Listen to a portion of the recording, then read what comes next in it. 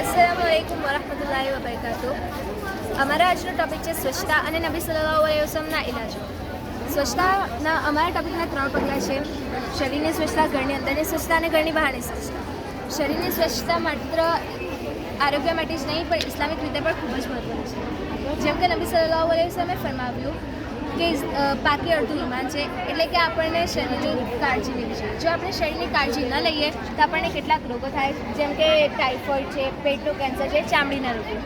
તો આપણને તેનાથી બચવા માટે ઇસ્લામે કેટલાક ઉપાયો બતાવ્યા છે, જેમ કે ગુસલ કરવાથી બ્લડ સર્ક્યુલેશનમાં ફાયદો થાય છે, ઝેરી કીટાણુ દૂર થાય છે અને અલ્લાહથી રૂહાની તાલ્લુકાત થાય છે.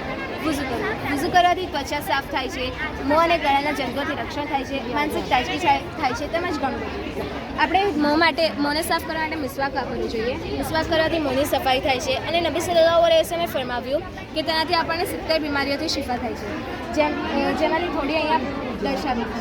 અને બધાથી મોટી સિફત એ છે કે આપણને મળતી વખતે કચરો નસીબ થાય છે. સાથે સાથે આપણે કપડાની સફાઈ, નખની સફાઈ અને વાળની સફાઈ પણ રાખવી જોઈએ. હા, આપણે ઘરની અંદર અને બહારની સફાઈ વિશે સમજીએ.